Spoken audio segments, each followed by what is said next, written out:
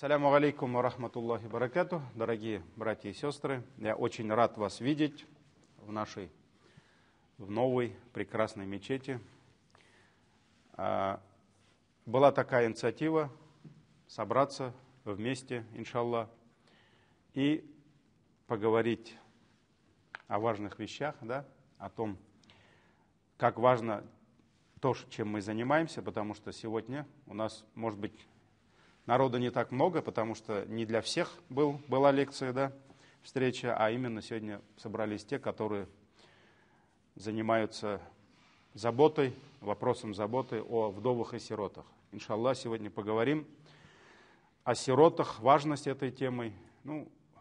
После слов восхваления Аллаху и салавата за нашего пророка, саллаллаху алейхи вассалям, я хочу поблагодарить вас всех, альхамдулилля, джазакумуллаху хайран, что есть вы, и вы занимаетесь этим делом каждый день. Если мы, имамы, иногда делаем напоминания в хутбах, на уроках о важности этой темы, да, что нужно, мусульмане обязаны заботиться о сиротах, о вдовах, помогать им, как-то упрощать их жизнь, но вы как раз вот эти фонды, волонтеры, меценаты, спонсоры, которые ведете периодическую, стабильную, системную работу.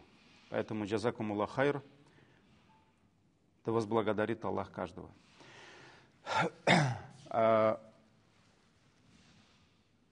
Вопрос сирот – это вопрос нравственности в исламе, то есть именно, фикх тоже занимается этим, имущество сирот, как это все делится, как это все, как мы должны смотреть на сироту, заботиться о имуществе сироты, но больше все-таки это вопрос нравственности. А посланник Аллаха, саллаллаху алейхи вассалям, он сказал: «Иннама бу'ithту ли утаммима макарим аль-ахляк».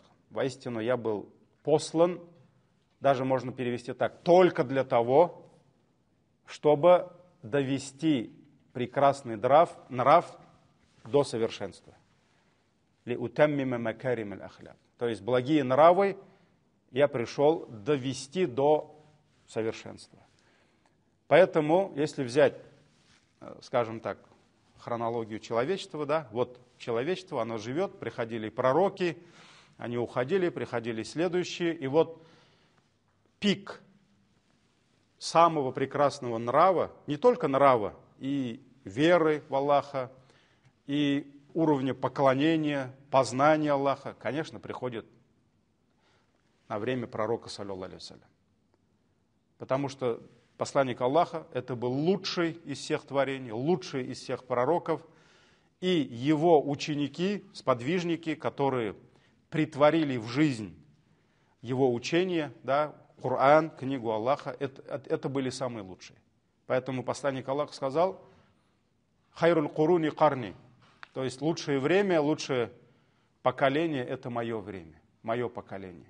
А затем следующие, чем дальше, тем не лучше, да, тем хуже. Поэтому, что касается нравственности, тот уровень нравственности, который построил пророк, саллаллаху алейхи вассалям, это было совершенство, это был пик нравственности. Поэтому Аллах захотел так, чтобы вот это совершенство, оно осталось для нас, дошло до нас, то есть вот это наследие пророка, жизнь пророка, саллаллаху алейхи вассалям, жизнь его сподвижников, да, как они выстраивали отношения с родителями, соседями, в семье, каким был муж, жена какой была, с детьми, с представителями, скажем, иных конфессий, просто с безбожниками, да, с неверующими.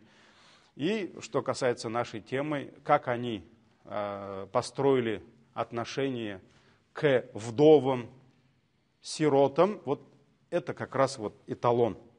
Эталон, который должны мы изучать и к которому мы должны стремиться. Потому что общество разное, братья-мусульмане живут в разных государствах, разных обществах, да, и иногда кому-то может казаться, что Сосед справа пьет, бьет свою жену, сосед слева пьет, бьет свою жену, а я не пью, не бью, значит, лучше меня никого нет. Я там аулия, я там чуть ли там скоро у меня крылья вырастут, да?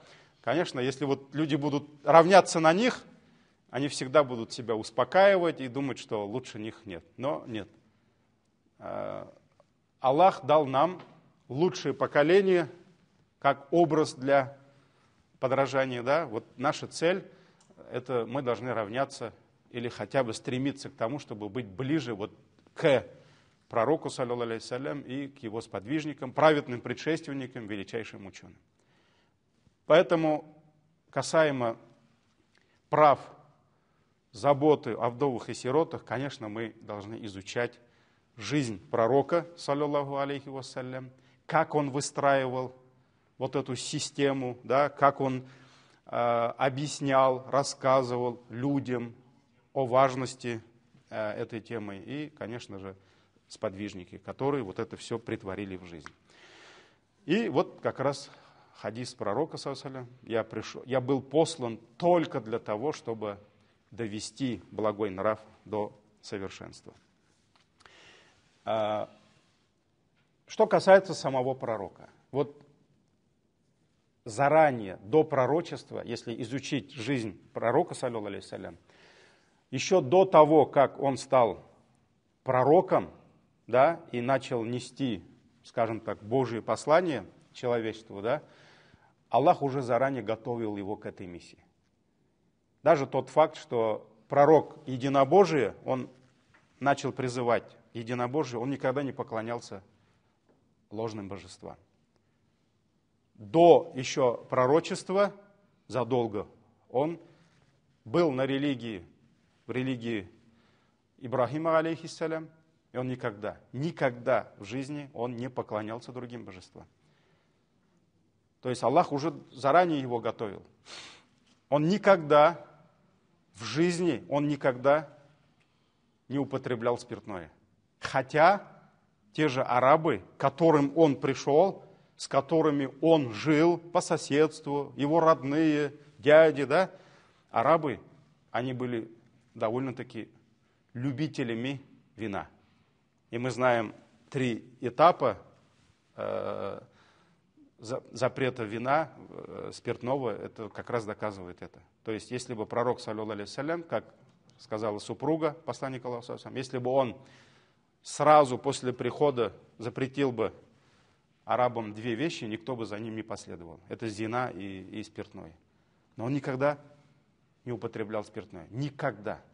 Он никогда не дотрагивался до чужой женщины. Не то, что там зина, прелюбодеяние, распутный образ жизни. Да? Нет, он никогда даже до пророчества не дотрагивался до чужой женщины. Он никогда не обманывал. И вот это показывает, что Аллах уже заранее готовил его к этой великой миссии. И что касается нашей темы, мы знаем, пророк, саллаллаху алейхи салям, он уже родился в статусе кого? Сироты. Он уже родился сиротой. Когда он находился в утробе матери, это была еще первая половина беременности. Он потерял отца. Абдулла умер, когда он был в чреве матери. Ученые говорят, первые месяцы беременности. То есть, получается, он уже родился сиротой. Почему не хотели даже кормилицы брать его, да, и он достался Амина? Потому что эти женщины, которые выбирали для себя детей для кормления, они же прекрасно знали, что у него нет отца, у него нет опоры, у него нет финансов, потому что семья без отца. Это сегодня многие наши женщины, сестры наши, у них там, финансовая независимость, многим даже мужья не нужны. Хотя во время пророка, саллаллаху алейхи салям, такие женщины тоже были. То есть женщины, которые были финансово независимы. Не то, что они даже мужей своих содержали. Об этом поговорим еще. Но это не лишало их возможности служить мужьям. И вот поэтому пророк, саллаллаху, он был сиротой, он родился сиротой. И он стал, как мы в обществе называем, круглой сиротой во сколько лет? То есть потерял и мать в 6 лет.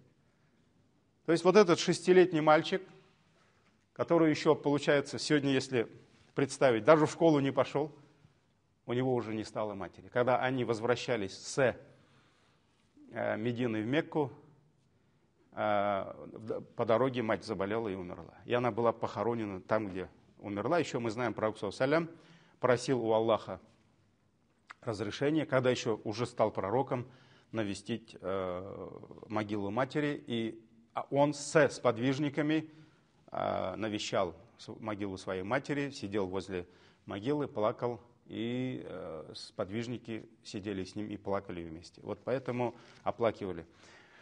Пророк, саллаллаху, он вкусил, что такое, он познал на себе, испытал на себе, что такое быть сиротой. И вот Аллах милостивый. И нет на земле существа, которого Аллах любил больше, чем пророка. И нет и никогда не будет такого создания, которое было бы выше степенью, чем пророк Мухаммад, саллаллаху алейхи ва саллям. Степень пророка мы знаем, выше, чем степень всех пророков. Его степень перед Аллахом выше, чем степень ангелов. Он лучше, чем ангелы. Конечно, Аллах милостивый. Ему не жалко дать ему отца и мать, чтобы он познал вот эту ласку, заботу материнскую, родительскую. Да? Конечно, Аллах это все мог дать. Но у него миссия, его роль в истории человечества была куда выше. Поэтому, когда он станет пророком, и когда он станет призывать человечество к истинным ценностям, вот эта ценность сирот, ценность вдов, она будет во главе. Почему? Потому что он сам был сиротой. Ему не надо было объяснять: «О, я Расуль-Аллах, вот у нас там есть сироты, им так тяжело». Ему не надо это объяснять. Он это сам почувствовал. Вот говорят же, ашаган бильмейт, ураган биля, да? Не понимает тот, кто просто кушает, а тот, кто готовил это все. Говорят, как? Сытый голодному не товарищ. Поэтому Аллах, Он уже заранее готовил его к великой миссии. И вот, когда он пришел, он поднял степень, ценность вдов, нуждающихся, бедняков, сирот на такой уровень, которого человечество никогда не знало и никогда не будет знать. Вот это был такой уровень, когда вот эта ценность, когда люди понимали, что сиротам мы должны помогать сиротам. До такой степени, что были сподвижники, об этом у нас будет тема еще, да, подтема, были такие сподвижники, которые себе как закон установили, они в семье не ужинали, пока за столом не сидел сирота. То есть это вот, есть же в каждой семье какие-то правила, да? Там отец устанавливает, вот мы должны там все, я знать не знаю, в 19:00 все дети, мать, все мы должны за столом, да, или что-то там надо готовить, да, вот у многих семей, у сподвижников было правило. Если сирота не сидит, не может разделить их трапезный ужин, да, их трапезу, тогда они просто не кушали. Вот поэтому пророк, саллаллаху, он сделал, вот, каким должен быть, про какими должны быть права, как они должны соблюдаться, ценность, вот это. Он это сделал, да, саллаллаху алейхи вассалям. Кто такой сирота? Аль-ятим. Сирота в исламе — это саби, ребенок, который потерял отца. Неважно положение, состояние, финансовое состояние матери. Может, она какая-то бизнес-вумен, да? Может быть, она унаследовала от того же покойного мужа или от родителей, у нее бизнес, сеть, там, магазинов, неважно. Вот в семье умирает, погибает отец, сироты, все дети сироты. Пока не достигнут зрелости. То есть пока вот эти мальчики не станут мужчинами, то есть пока они не достигнут зрелости, девушки не достигнут зрелости, да, девочки, они все сироты. Поэтому сирота, вот определение сироты, это ребенок, который потерял отца, у которого нет отца. Почему? Ну, даже если изучить тариф, вот это определение сироты, оказывается, я не знал, оказывается, вот это определение, оно меняется. Например, у животных детеныш называется сиротой, когда погибает мать.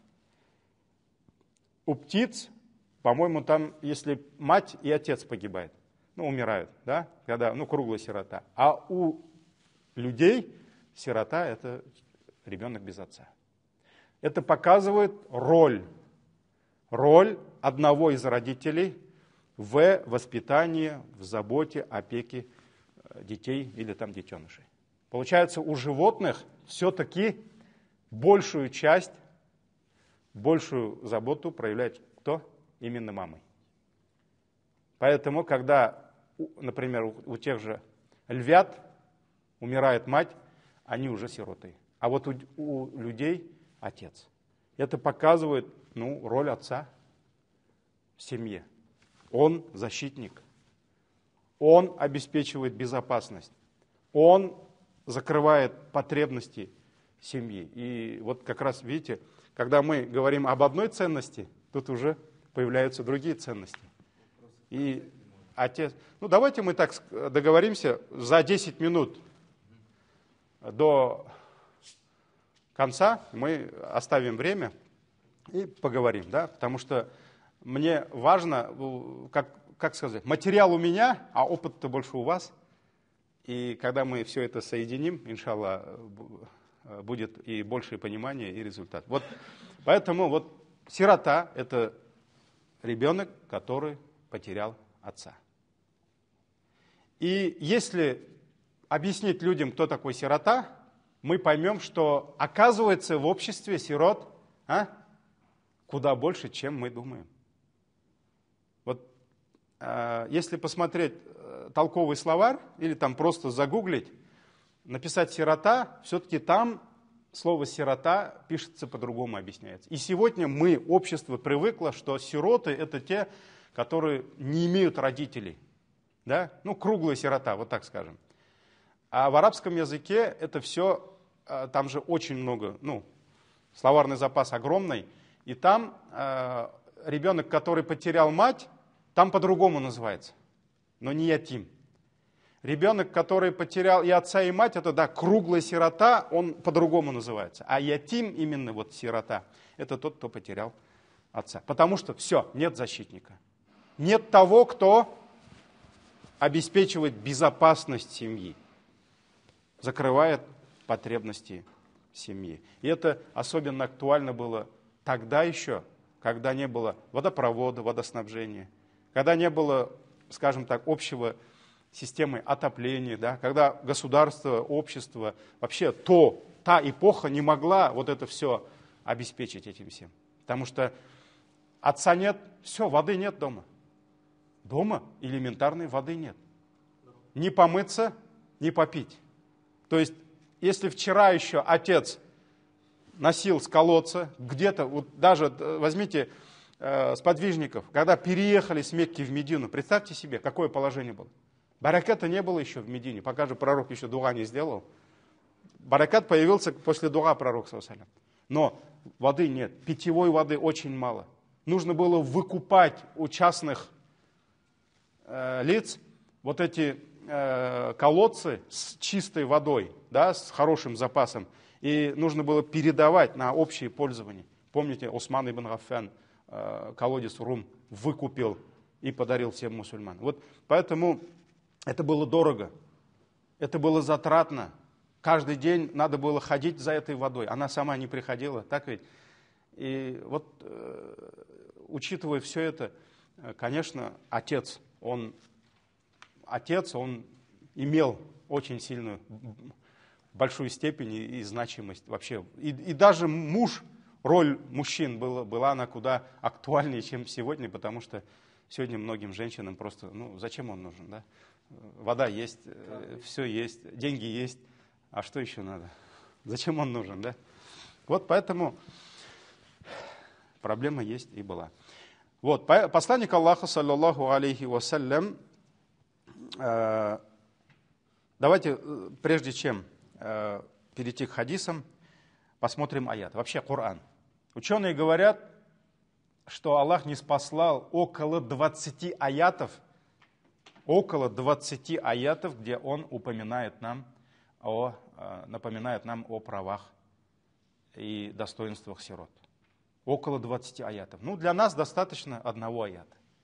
Так ведь? То есть, например, если взять запрет спиртного, категорический запрет пришел в одном аяте, и нам этого достаточно. Так ведь? Мы же не можем сказать, а можно еще один аят? Можно еще два аята.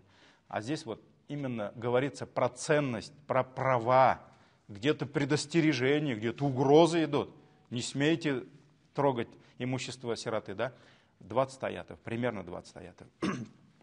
И вот где-то про ценность Аллах говорит, где-то про награду, а где-то идут предостережения, что нельзя ущемлять права сирот. Давайте посмотрим буквально два из них. Суратуль Бакара, 83 аят. Потому что если все сейчас аяты начнем, 20, у нас вся лекция пройдет. Аллах говорит: وَإِذْ أَخَذْنَا مِيثَاقَ بَنِي إِسْرَائِيلَ. И вот мы взяли завет, обещание у сынов Израилевых. То есть, получается, это уже задолго до пророка, саллаллаху алейхи ва саллям. Вот эти ценности. Какой завет, какое обещание? «Ля та'будуна илляллах», чтобы вы не поклонялись никому, кроме Аллаха. Ну, единобожие, поклонение единому Аллаху, это было всегда, от Адама до пророка, саллаллаху алейхи ва саллям. Дальше идем. Права Аллаха. «Вабиль валидайни ихсана». Делайте добро кому?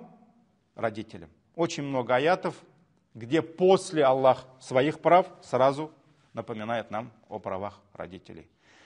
«Вабиль валидайни ихсана». И чтобы вы делали добро родителям. «Вазил курба». То есть родители родным, родственникам. Укрепление родственных уз. Это святое в исламе. «Вазил курба». «Валь ятама». Сирот. То есть после прав Аллаха, единобожие, потом благочестие к родителям, потом идут вот сироты. Да?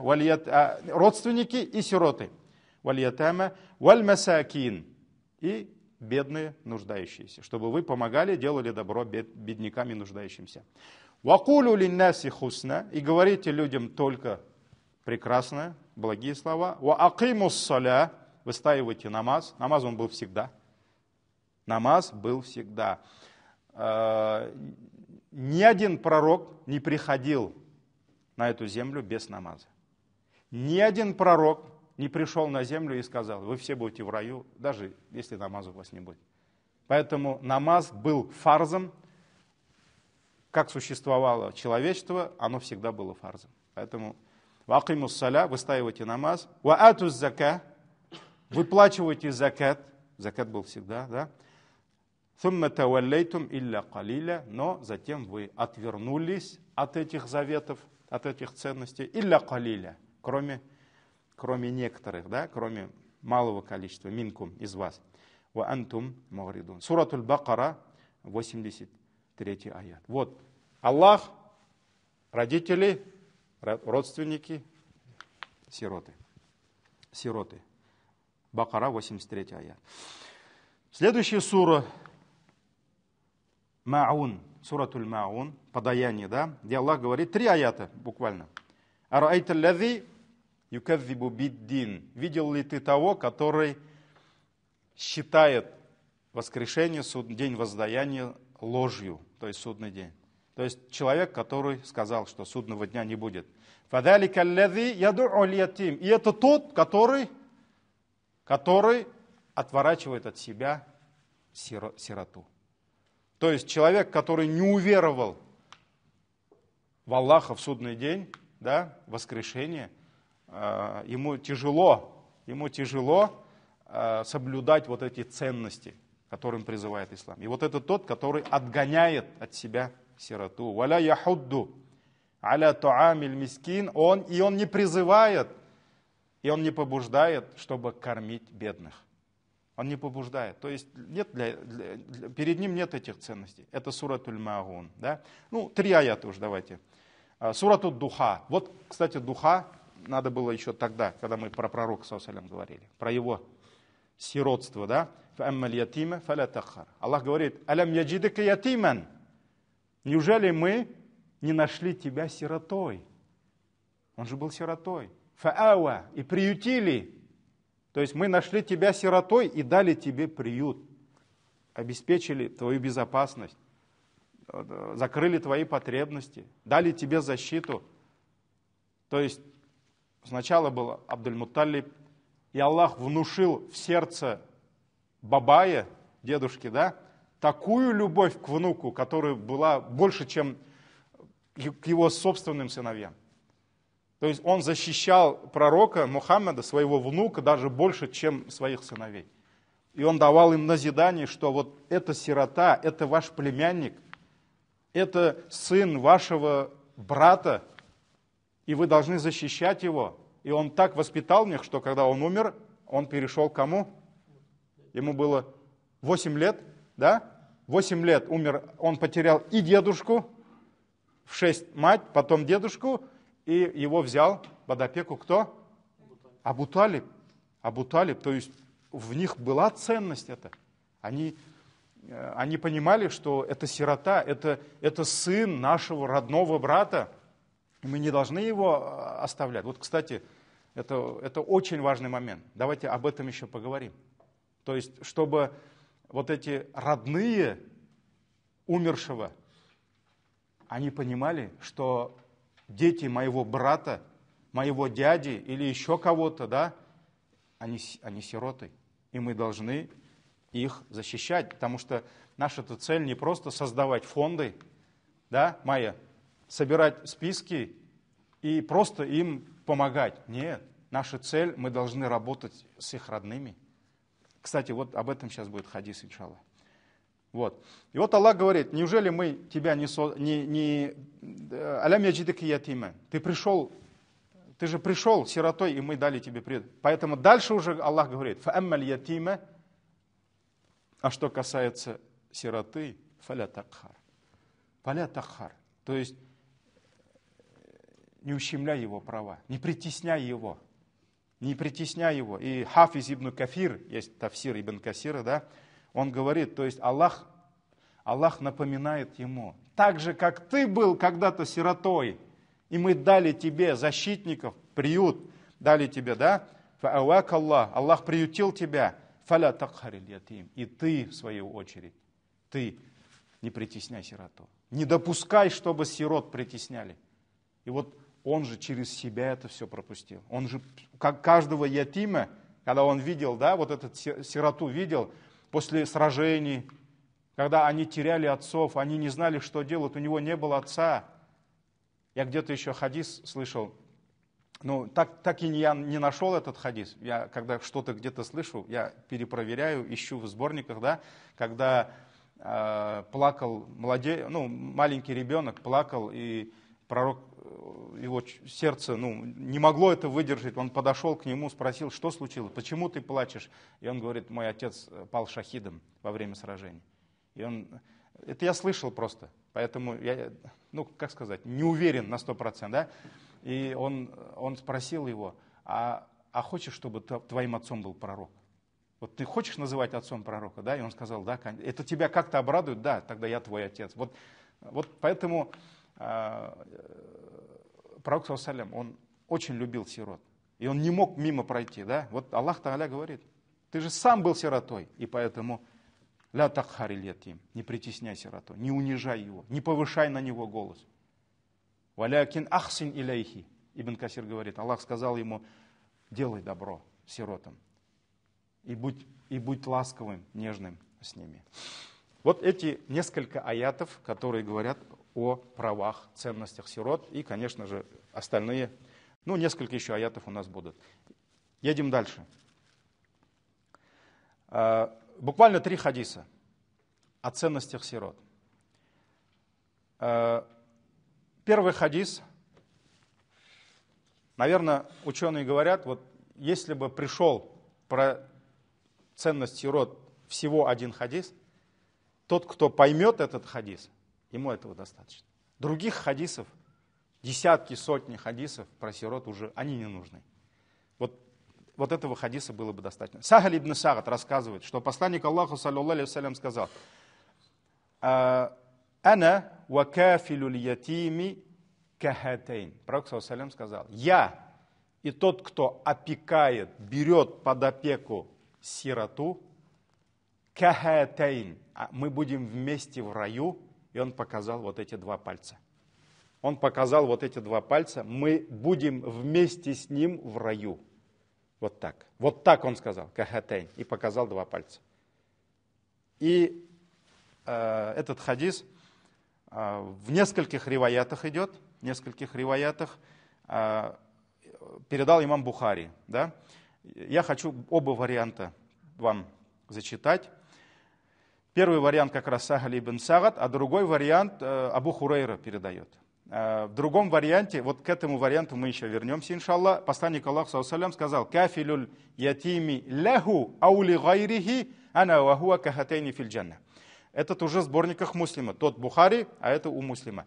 Здесь очень важное есть добавление. Пророк саллаллаху алейхи ва саллям сказал: тот, кто опекает сироту, свою или чужую, вот это очень важное слово, свою сироту или чужую, ана ва хуа кахатейни филь джанна. Я и он вот так вместе будем в раю. То есть первый хадис говорит: ана ва кафилю ятим кахатейни филь джанна. Я и тот, кто опекает сироту, мы вместе будем вот так в раю. Второй хадис говорит: тот, кто опекает сироту, свою или чужую, я и он вместе будем в раю. Это уже у имама Муслима. Что означает второй хадис? Оказывается, есть сироты свои, а есть еще чужие. Но об этом давайте мы оставим на потом, потому что у нас отдельная тема будет на это, иншаллах. Вы же, наверное, сегодня уж не на полчаса приехали, да? Да, Ильнур же вам объяснил, что вы надолго тут застрянете, иншаллах. Вот, получается, вот ученые сказали, вот этот один хадис. Я и тот, кто опекает сироту, мы вот так вместе будем в раю.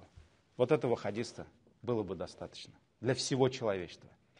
Пророк, саллаллаху алейхи вассалям, есть такие дела, за которые он обещал рай, за которые он обещал баракат, за которые он обещал милость Аллаха, за которые он обещал освобождение от ада. Вот сделай что-то то-то, будешь в раю. Сделай что-то то-то, Аллах тебя простит. Сделай что-то то-то, то-то, Аллах избавит тебя от адского пламени. А вот здесь он просто сказал: мы с ним вместе будем жить в раю. То есть это намного круче. Это намного лучше. Потому что если ты будешь с пророком в раю, значит, ты, конечно, будешь в раю. Конечно, ты будешь избавлен от ада. Конечно, Аллах смилостивится над тобой. Конечно, Аллах простит твои грехи. Это все там. Но ты не только будешь в раю.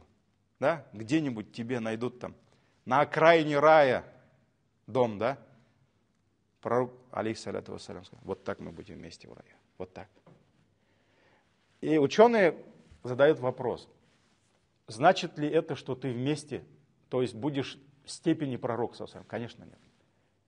Потому что наша акида, наше вероучение нам говорит, что в раю будет только одно место, выше которого степени нет уже, да, милости нет выше, и на этом месте будет только один человек за всю историю человечества. И пророк, саллаллаху алейхи вассалям, когда снизу посмотрел на это место, он спросил у Джибрииля во время Миграджа, да, он увидел это место, и он спросил: а это кому? И Джибраиль сказал: это только одному из всех созданий Аллаха. И пророк, саллаллаху алейхи вассалям, сказал: я надеюсь, что это место для меня. И после каждого азана мы говорим, как? Ати Мухаммадан аль-Василя. О Аллах, дай Мухаммаду Василя. Вот это место называется Василя. Василя, да? То есть одари пророка Мухаммада Василя. Пророк ﷺ сказал, кто будет просить у Аллаха за меня вот это место, ему будет мое ходатайство в судный день. Я буду заступаться за него в судный день. Поэтому вся умма до судного дня будет просить у Аллаха за пророка вот это место. Поэтому там больше, на этом месте, на этом уровне, даже других пророков не будет. Это только ему. Но ученые говорят, что вот это показывает близость к пророку. То есть он будет очень рядом от того места, где будет пророк, саллаллаху алейхи ва саллям. Некоторые ученые, вот сейчас я не буду все вот эти высказывания, да, вот, например, Хафиз ибн Хаджар, который написал разъяснение хадисам пророка, саллаллаху алейхи ва саллям, он говорит, что этот хадис указывает на то, что между местом, которое займет пророк Мухаммад, саллаллаху алейхи ва саллям, и тем местом, которое Аллах приготовил для тех, кто опекает сироту, между ними других степеней не будет. То есть, как между этими двумя пальцами других пальцев нет. То есть, он же мог как-то по-другому показать, но вот то, что он показал, во-первых, они будут рядом, во-вторых, между ними уже не будет никого.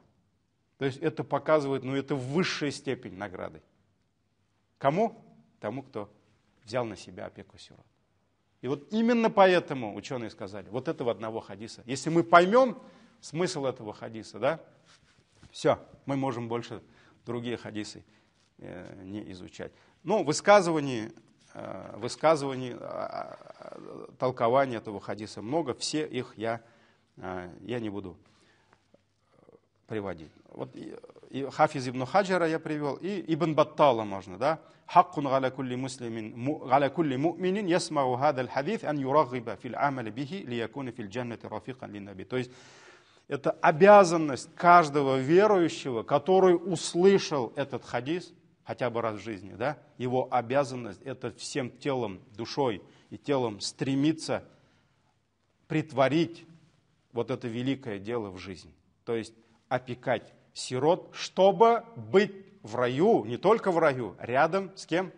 С пророком, саллаллаху алейхи ва саллям, и со всеми пророками. Вот представьте себе, ты в раю, ты живешь в таком районе, да, это не какой-то дорогой избранный район Казани или Москвы, да, как там, Рублевка, да, это вот ты будешь в раю, в таком районе, где по соседству с тобой будут жить пророк, Нух алейхиссалям, салям алейкум, да, Ибрахим алейхиссалям. А ты кто? Ты кто такой? Да я простой мусульманин. А за что тебе такое? Не знаю, опекал сирот всю жизнь, да. Вот, это просто милость Аллаха. Поэтому, если, говорит, Ибн Баттал говорит, рахимахуллах, человек один раз услышит этот хадис, он всю жизнь должен стремиться к тому, чтобы быть в раю с пророком, саллаллаху алейхи ва саллям, и с другими пророками, алейхиссалям. И в вечной жизни, в вечной обители, Ибн Баттал говорит, нет ничего выше и лучше, чем быть с пророками. То есть, если ты с пророками, все, можешь не переживать условия проживания, да, уровень, дом твой, все, остальное можешь это просто забыть. Ты с пророками.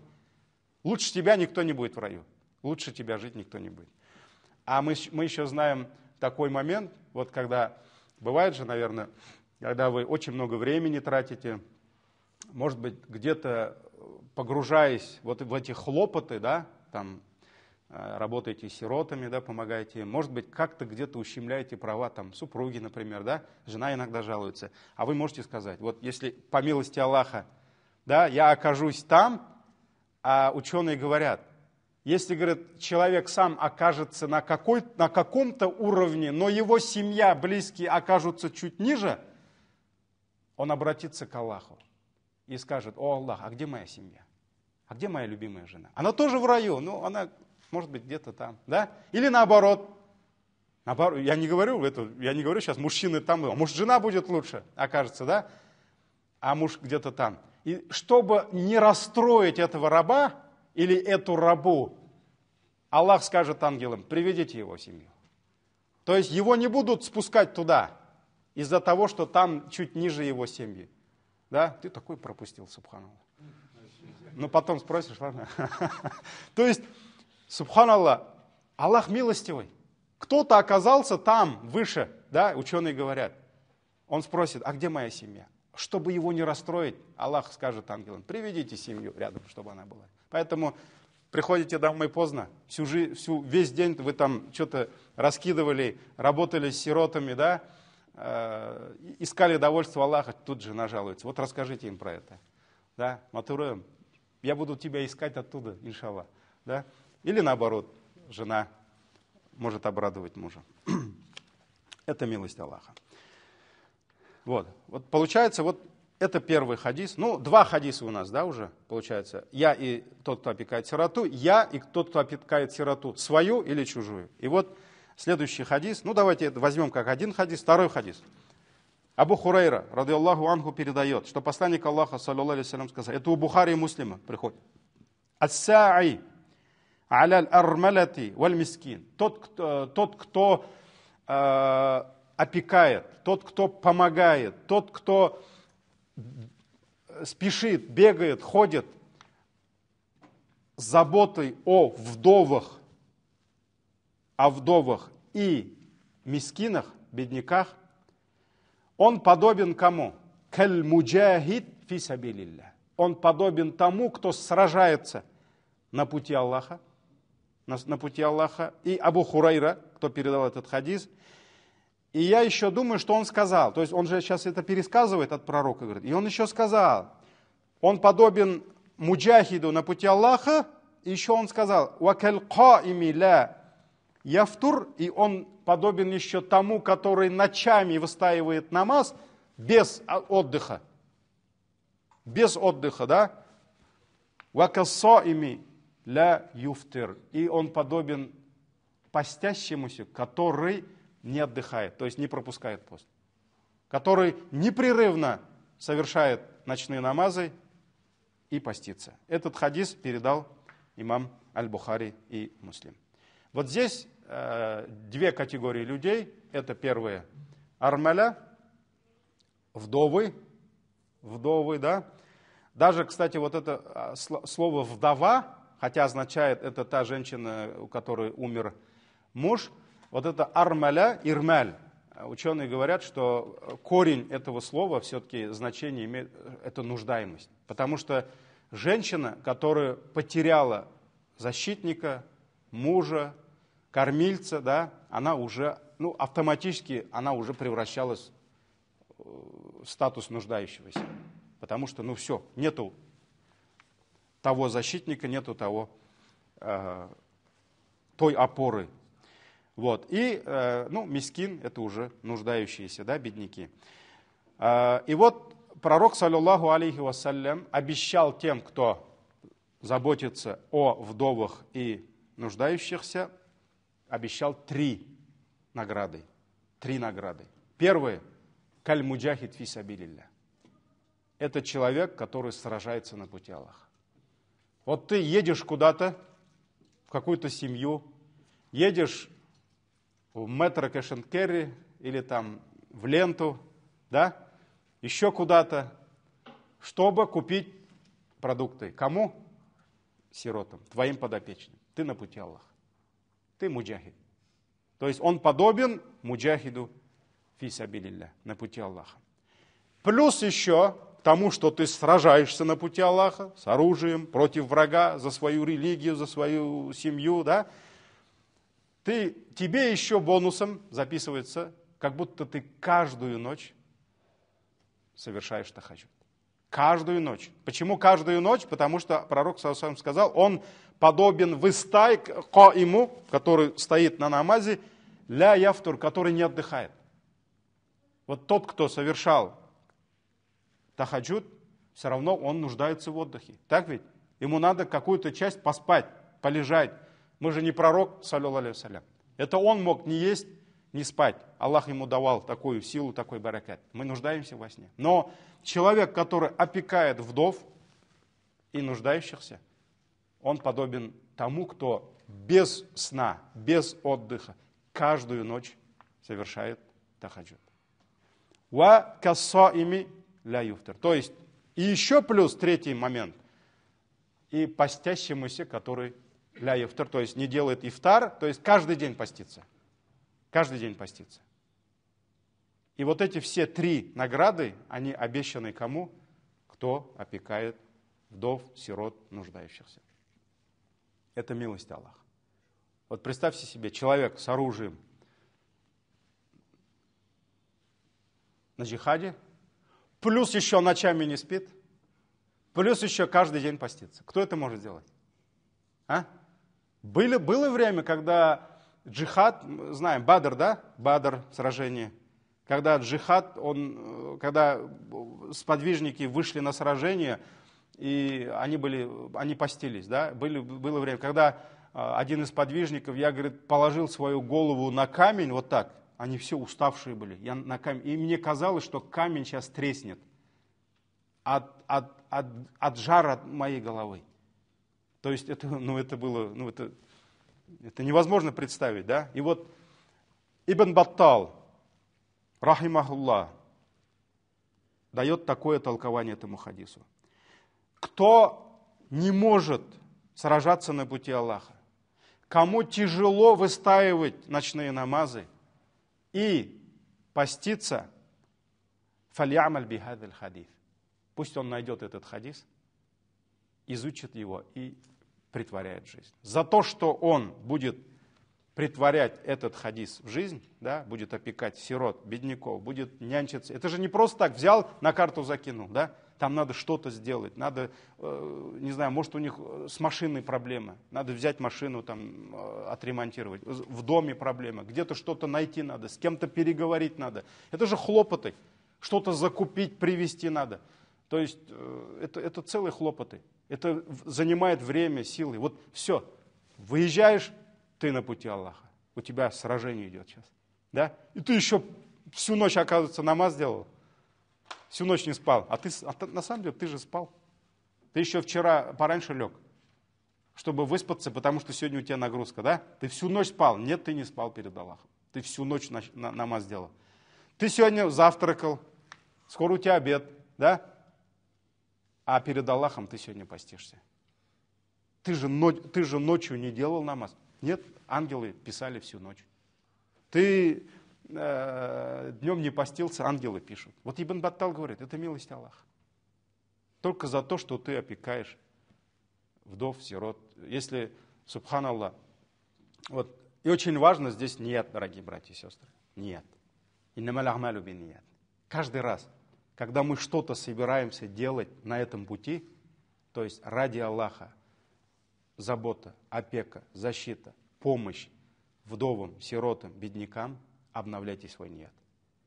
Ученые, они обращали, праведные предшественники, они обращали огромное внимание на ният. Вот был даже великий ученый, когда он вел лекцию, кто-то зашел и сказал, у нас джиназа, я вас приглашаю всех на джиназу. Он остановился и какое-то время помолчал, и один его учеников так заметил это, а у шейхов, ученых, у них же все они замечали, потому что это было знание, да, это в чем-то была мудрость этого. И он спросил, почему вы такую паузу сделали перед тем, как ответить ему? А я, говорит, нет свой обновил, что я сейчас пойду совершать джиназу своему брату ради Аллаха, чтобы гора Ухуд у меня была в кармане, да, поэтому пренебрегая ниятом, ни в коем случае не пренебрегайте, не умаляйте ценность тех дел, которыми вы будете заниматься. Это очень важно. Даже когда тут много все-таки, наверное, тех братьев и сестер, которые, может быть, все-таки организационными моментами, да, занимаются. Может быть, им не надо сейчас вам там садиться в машину, куда-то ехать. Ну, не всем вам, да. Может быть, кто-то просто на телефоне, и там у него уже 10 машин, да, но даже вот то, что вы будете телефон доставать, звонок делать и какие-то указания давать, просьбы, да, если вы обновите этот ният, хадис у вас в кармане. Джихад на пути Аллаха, ночные намазы и, иншаллах, дневные посты у вас в кармане. Вот возьмите первый хадис, этого достаточно, второй хадис то же самое, да? Если кто-нибудь поймет, какая награда за это будет. Субханаллах. И вот единственный момент, что меня часто огорчает, да, вот когда братьям поднимаешь вот эту тему, да, что вот есть был у нас брат, его уже нет, да, и он умер, он погиб. И у него семья. Все этого брата знали, с ним дружили, вместе чай пили, да, кто-то умру делал, кто-то хадж, в мечети встречались. И вот когда говоришь некоторым братьям, что вот надо сестре помочь, что она там одна, там у нее там 4 детей, 3 детей, 1 ребенок. Даже если детей нет, она вдова. Вот надо ей помочь, надо ей вот это сделать, то-то сделать. И я вот очень часто вместо радости, вместо благодарности, что ему Хазрат сейчас позвонил и дал ему возможность вот этот хадис притворить в жизнь, да, они начинают упрекать. Я помню, когда деньги на машину забирал. Я говорю, я хочу вот эту машину купить. Они говорят, да ладно, давайте там какую-нибудь старую, дырявую Нексию купим. Я говорю, брат, у тебя жена, скажи, на чем ездит? И он молчит. А я же знаю, на чем ездит его жена. Я говорю, а что, твоя жена достойнее, чем эта вдова? Твоя жена, альхамдулилля, пусть будет под милостью Аллаха, но твоя жена, она сегодня обеспечена. Твоя жена, как мать, она сегодня не вынуждена кормить, искать деньги для твоих детей, потому что у них есть ты. А вот у них нет отца. Но он был вчера еще, а сегодня его нет. Поэтому вопрос еще, мы должны иногда больше даже, может быть, опекать их, думать. Потому что наше-то, альхамдулилля, все есть. Это как с этим. Кто перед Аллахом еще лучше? Да? Вот, кстати, мамы, вдовы, которые опекают своих сирот, это отдельная тема, иншаллах. Поэтому это как, помните, когда Бухтан, клевету на Айшу делали? Помните, да? Просто одна семья. Муж сидит дома, сподвижник в Медине, приходит жена сподвижница и говорит, а ты слышал, вот про Айшу так говорят? А вот она, оказывается, говорят, что многие же люди поддались этой фитне, да? И вот логика сподвижника, субханаллах, он услышал это жене и спрашивает у жены, а ты бы такое сделала? Вот ты, мусульманка, верующая, ты бы такое сделала? Она такая, нет. Она говорит, лучше тебя. Айша лучше тебя. Поэтому забудь про это. Вот поэтому мы не знаем, кто лучше. Может быть, вот эти мамы, да, они лучше, чем твоя любимая, как бы ты ее не любил, да. Поэтому вот, к сожалению, вот я даже одному брату сказал, я говорю, брат, надеюсь, я честный. Я клянусь Аллахом. Если бы у меня были вот эти деньги сейчас, я бы тебе вот эту вдову ни за что не отдал бы. То есть возможность помочь этой вдове я бы ни за что тебе не отдал бы. Я бы сам это все решил бы и все закрыл бы, чтобы вы даже не знали этого. Я всю награду себе забрал бы. Я же у них не прошу, я же им предлагал. Я же им бизнес предлагал. Давайте, братья, выступите партнерами. Вот какая-то часть от меня, какая-то от вас. Вот, к сожалению, мы должны, субханаллах, да, потеря брата, это большая потеря для нас. Да, мы очень печалимся за вот этих наших братьев, наших маленьких братьев, сестер, которые потеряли отца. Да, это горе для нас, это потеря, но это отца не вернешь. Мужа ей мы не вернем, но это для нас появляется возможность, за которую мы должны хвататься, жадно хвататься. Надо помочь этой семье. Надо заработать эту награду. Все, едем дальше. Ты на пути Аллаха. Ты на джихаде. Ты постишься. Еще ночами не спишь. Третий хадис. Я вам 3 хадиса обещал, да? 3 хадиса. Третий хадис. Абу Хурайра, радиаллаху анху, передает, что как-то раз один мужчина подошел к посланнику Аллаха, саллаллаху алейхи ва саллям, и начал жаловаться ему. Я Расуль Аллах, у меня проблема. Какая? Черствость сердца. Вот я чувствую, что у меня сердце чернеет. У меня жесткое, вот бягрым каткан, да, как это сказать уже, да? Бывает так, что мы гонимся за дунья, решаем какие-то мирские проблемы, и мы очень часто замечаем даже, да, что вот почему-то мои сердце, я такой какой-то раздражительный, гневный, да, вместо того, чтобы радоваться, там, видя жену, детей, может быть, наслаждаться поклонением, да, мы перестаем чувствовать вот эту радость от поклонения, от ночных намазов, от наших постов, от зикра, дуа, чтения Корана. Получается, наши сердца что? Они черствеют. Они черствеют, это наши сердца, надо всегда заботиться. И вот не только пророку, к ученым приходили. Хасан аль-Басри пришел, один из табигинов, и сказал, что делать, сердца черствеют. Да? И вот пророк, когда к нему подошел и пожаловался на черствость своего сердца, пророк, как врач душ, врач сердец, он сказал, имсах ра'саль ятим, погладь по голове сироты, ва ат'амиль мискин, и накорми бедняка. Он дал ему 2 рецепта. Найди где-нибудь сироту и погладь по голове. Обними сироту. Поцелуйся. Можно добавить, да? Поговори с ним. Да? Забери его, куда-нибудь свози в кафешку. Мы уже сейчас в 21 веке, да? Здесь, в нашем обществе, да? То есть удели время сироте. Пророк просто погладь, скажи. Погладь. И вот даже вот это, оно будет причиной того, что Аллах смягчит твое сердце. Погладь сироту. Накорми нуждающегося. Сирота, мискин, это, практически здесь одно и то же может быть. Так ведь? Хотя не все сироты, они под закат попадают. Это тоже будем обсуждать, иншаллах. Но вот, то есть Аллах дает нам возможность смягчать наши сердца. Посредством кого? Забот о сиротах. Просто. И поэтому здесь не просто, опять-таки, самый у нас простой, мы же всегда ищем самый легкий путь, да? Особенно занятые, предприниматели, руководители, да? Так, что-то у меня с сердцем не то. Дай-ка я Тинькофф открою, или там СБ. Так, где у меня сирота? Вот, сейчас давай. Там 500 рублей ушли, 1000, все, у тебя сердце. Нет, все-таки контакт. Нужен контакт. Может быть, не со всеми сиротами, да, ты сможешь контактировать, но пусть у тебя будут свои какие-то сироты. Свои какие-то. Я не думаю, что тот же Абдулла ибн Умар, который искал за своим трапезным столом сироту, я не думаю, что он всех сирот там с города искал. Но у него был, соседская сирота была у него, с которым он друганом был, да, которого он искал, или или детям говорил, а где наш сосед-то, сирота?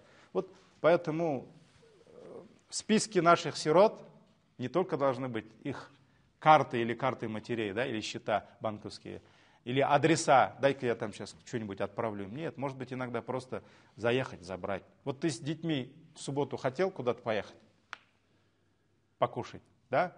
А ты позвони туда, пусть он тоже оденется. Их тоже забери. Пускай они за вашим столом посидят, и, иншаллах, такой они вам баракат оставят в вашу семью. Об этом еще поговорим. Вот поэтому погладь по голове ятима, и Аллах смягчит твое сердце. Накорми бедняка. Накорми бедняка. И вот, альхамдулилля, это милость Аллаха. И вот эти 3 хадиса, которые я вам обещал. Мы немножко позже начали, поэтому я предлагаю еще минут, давайте до минут еще 20-25. Я продолжу, а потом до намаза будут какие-то вопросы. Пойдет, нет? Потому что мы на 20 минут. Я думал, 50 минут лекции, 10 минут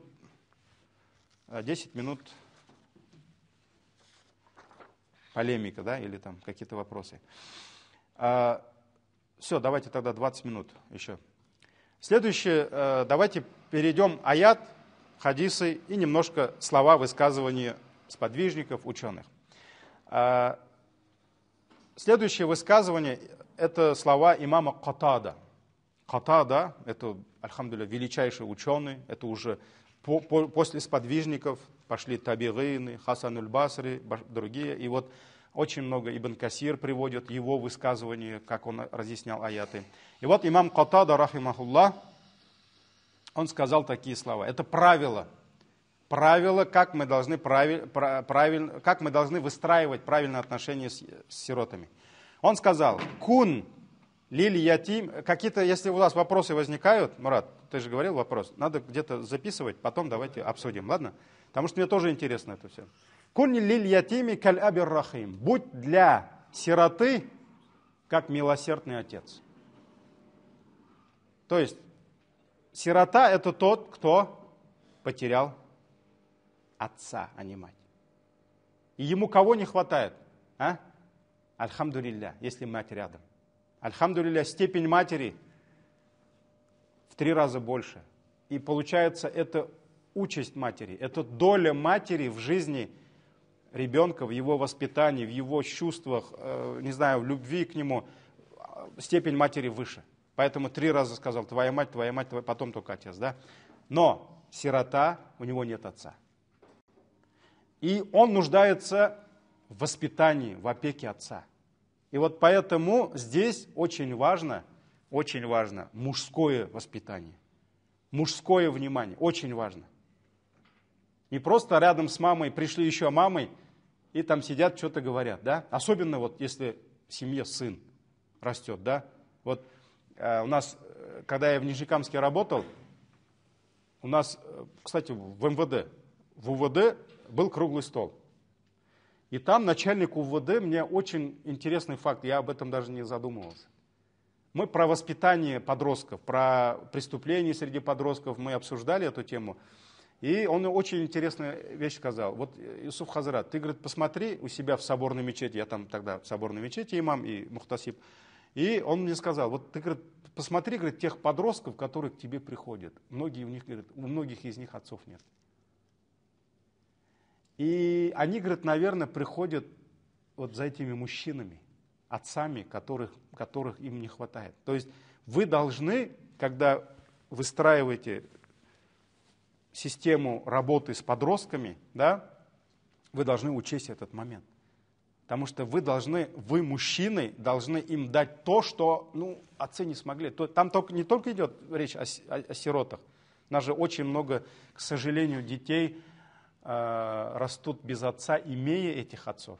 Также это отдельная проблема. Потому что, к сожалению, у нас общество, наше самосознание на таком уровне, что талак в семье, он дается не только маме, не только жене. Талак разводит не только мужа с женой, а разводит отца с детьми. И это даже у нас, у мусульман. У нас, у мусульман, многие сестры, они говорят, отца нет. Он не приходит, он не звонит, он не забирает сына. Сын скучает по нему. Есть, конечно, те сестры некоторые, которые наперекор идут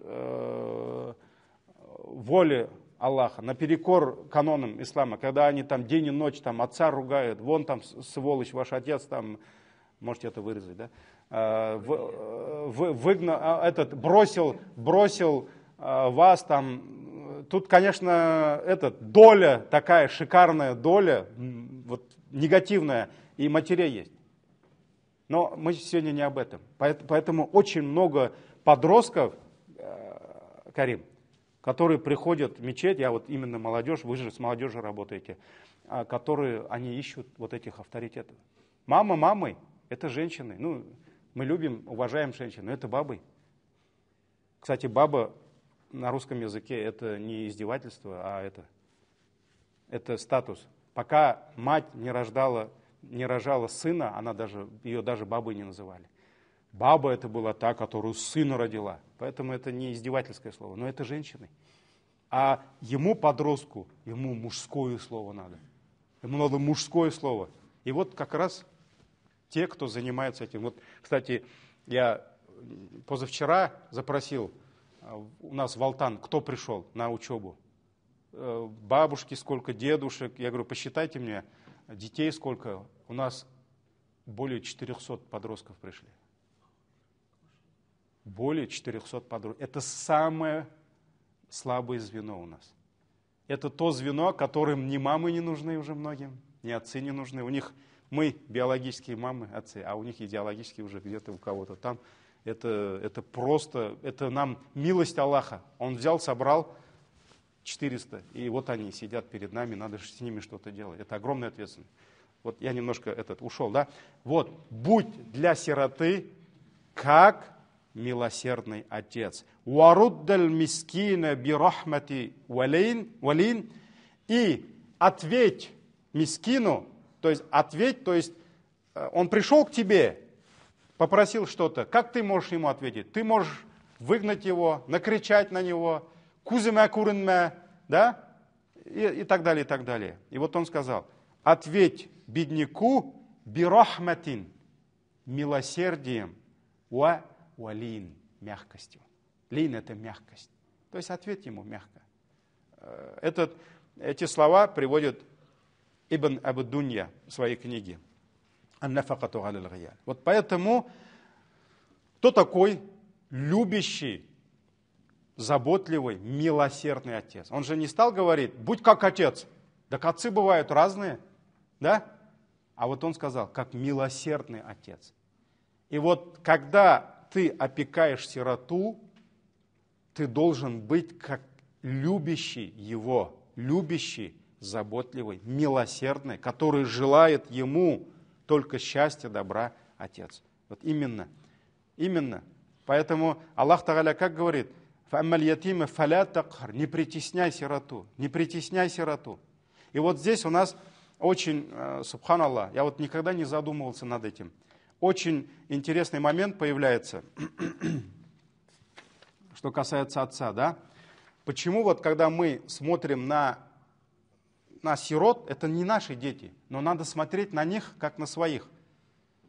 Как есть у русских такая поговорка, чужих детей не бывает. Слышали, да? Это все наши. Это все наше. Поэтому не должно быть в обществе чужих детей, не должно быть в государстве чужих детей. И вот как раз это ислам. Я помню, это Медведев говорил, когда еще президентом был, да? Но он же, на самом деле, это ислам. Поэтому вот как мы должны выстраивать отношения? Мы их отцы. И когда мы заботимся о них, когда мы переживаем за них, мы должны переживать как будто за наших детей. Вот возьми сейчас, усади своих детей. Вот твой сын, да, у него проблемы есть. У него переходной возраст, да, такой, когда охота там накричать, там, не знаю, побить, что ли. Бывает такое разное, да. Вот это, но ты же не отступаешь, потому что ты от него уже все, как вот русские говорят же, с этим крестом до могилы. Это твой сын, это твоя дочь. И вот ты должен проявлять терпение, ты должен думать, какое ему образование дать, в какой он школе должен учиться, в каком садик он должен ходить, с кем он должен общаться, какие условия его жизни, спальня, туалет там, и так далее, и так далее. И вот здесь он ятим. Был бы вот у него отец, может быть, он все дал бы, но нет отца. Тогда вот мы, умма, давайте думать. Не только тын на Сбер, тын на Тинькофф. Картошка приехала там, все, рахмат, давайте живите дальше. Давайте чуть глубже проникнем в эти проблемы. Вот же каль-абир рахим, как милосердный отец. То есть, где он учится? Может быть, лучше не надо ему здесь учиться, а куда он в мечеть ходит? А кто его устаз в мечети? Это же воспитание, опека, это не просто закрывать потребность, ну как пирамида Маслоу, есть же, все, потребности, идем дальше. Поэтому, досуг их. Может быть, вот этот, он вообще может быть спортсмен. Может быть, у него все задатки есть. Может быть, он будет очень хорошим в чем-то профессионалом. Вот ты видишь, давай дальше двигать его. Давайте думать вместе. А может быть, этот математик, может, он там сегодняшним там, каким-нибудь Ломоносовым станет. Да? А это ты вот это увидел. Да? Вот был бы отец, может быть, он, машаллах, все это делал бы. И особенно вот когда это особенно актуально в семьях наших близких, братьев. Вот был у нас брат, ты знал его семью, он приходил к тебе в гости, бывал у тебя с детьми, ты их знаешь, вот его не стало, давай. Вот недавно с мамой, с сестрой разговаривал, со вдовой, и насчет старшего сына, да, вот, хочет стать летчиком. Я говорю, давайте мы его сделаем летчиком. Но он хочет вот там учиться. Я говорю, там летчиков не делают. Давайте сейчас изучим все вузы РФ. А что, проблема, что ли? Интернет забили. Вот в Ульяновске, по-моему, летчику делает. Давайте, сколько это стоит? Если на бюджет не сможет, так давайте оплатим. Бисмилля. Пусть он станет летчиком. Вот был бы отец рядом, да? Сейчас бы он съездил бы туда, узнал бы все. Там бюджет свой посмотрел бы. Так давайте мы это сделаем. Я сестре говорю, все, звоните туда, узнайте все. Надо будет, позвоню в Ульяновск братьям. А что, братьев там мало, что ли, наши? Там, альхамдулилля, у нас столько братьев есть. Они обрадуются еще, если скажут, вот мы вам отправляем сына нашего брата, вы должны его принять, найти там общежитие ему там, или где-нибудь с братьями, да, джамагат найти. Все, бисмилля, пускай он будет летчиком, иншаллах. Вот поэтому вот каль-абир рахим, как милосердный отец. Вот Фанис, брат, уже радуется, он уже там в голове, у него планы уже. Альхамдулилля, джазак Аллах хайр, брат. Только это. Поэтому, дорогие братья, это вот каль-абир рахим. Возьмите это правило. Не спонсору рахим, а? Нет. А именно вот как отец милосердный. Какие-то проблемы, надо поговорить. Иногда вот сестры, они звонят и говорят, я не знаю, что с ним делать. У него переходной пост. Он вот говорит вот так, он говорит так, он там намаз не хочет читать. Я его бужу, мама говорит, а он не хочет совершать намаз. Ну все, проблема. Отцовского воспитания. Тут еще отец, мать рядом, и не получается очень часто. Так ведь? А тут она одна. И вот почему бы нет? Встречаешься с ним, куда-нибудь в кафешку сводишь, поговоришь, где-нибудь погуляешь в парке, куда-нибудь съездить можно с ним. Да? Это все можно. Поэтому, альхамдулилля. Вот, кстати,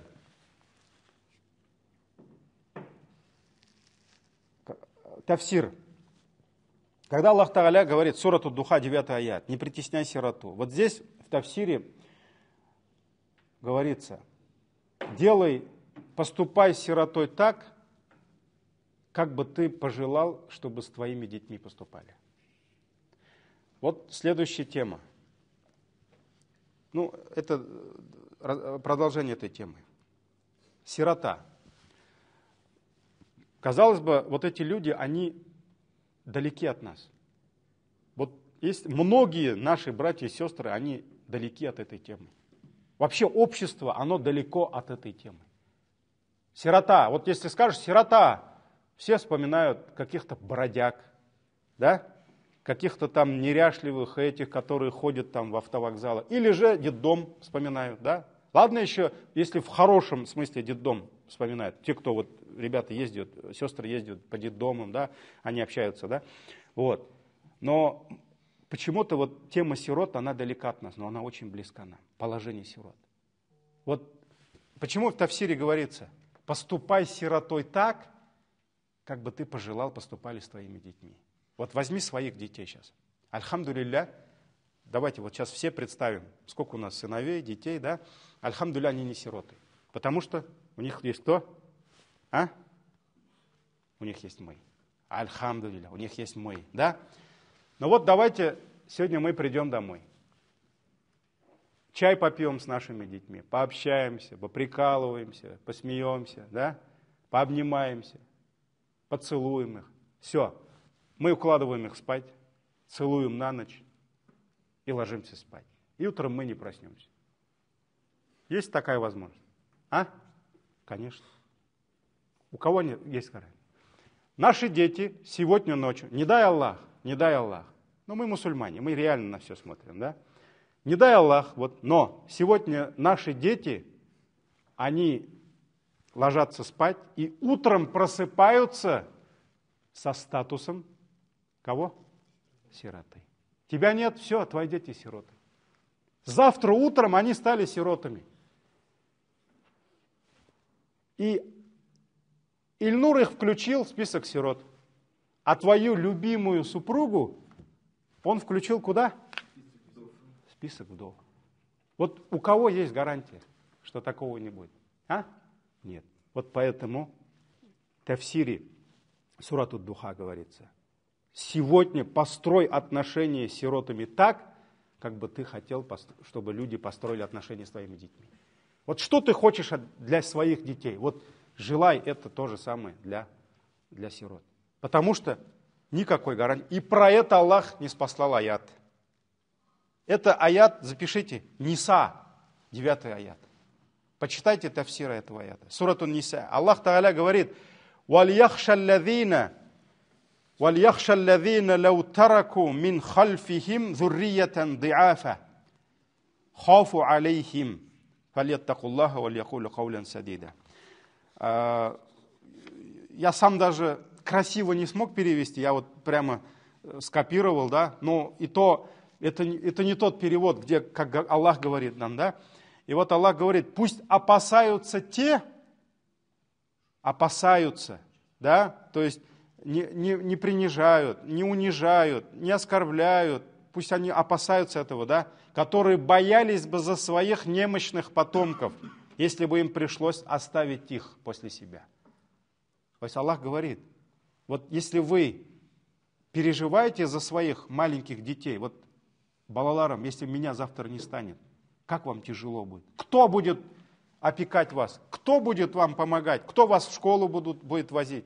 Да? А ты вот у меня будущий там спортсмен, кто будет тебя вести по жизни? Да? Вот если вы переживаете за своих диафан, слабых потомков, маленьких детей, вот так опасайтесь.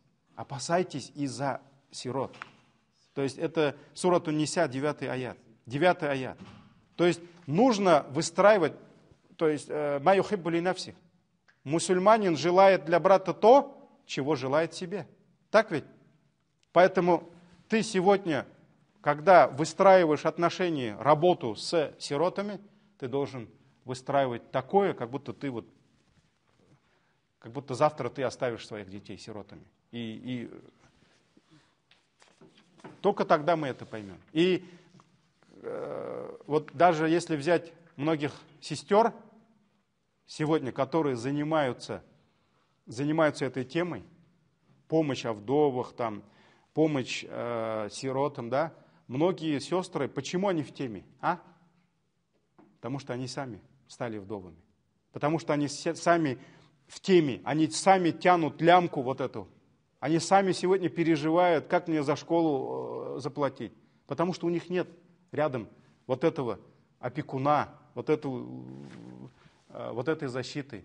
Вот поэтому вот как раз сытый голодному нет. Почему пророк был в теме? Потому что он вырос сиротой. Он вырос сиротой.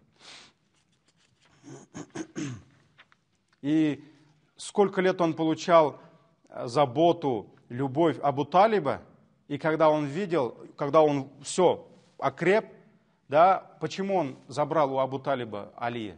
Потому что он видел, Абу Талиб, ему тяжело было.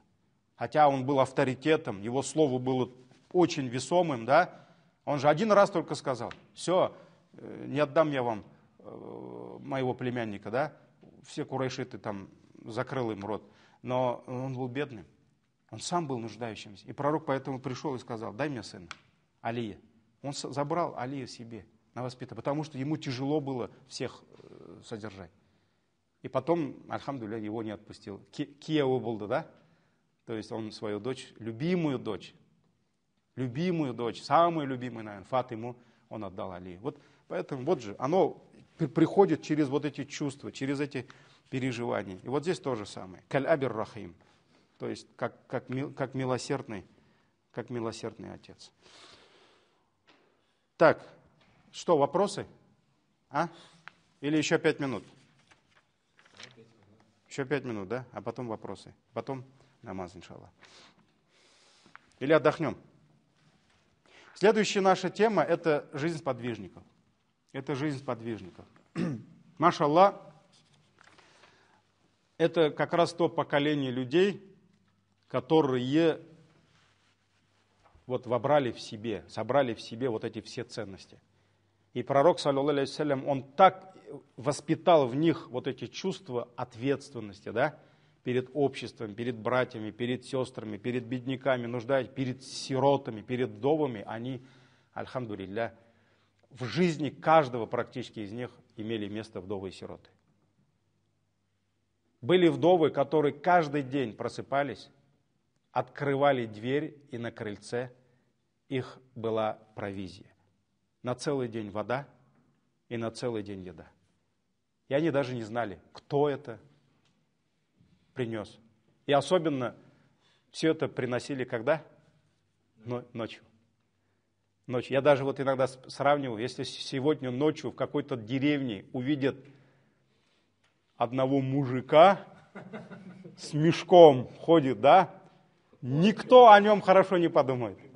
Так ведь? Ну, да. Но я об этом уж не говорю. Просто многие подумают, что он вор какой-то, да?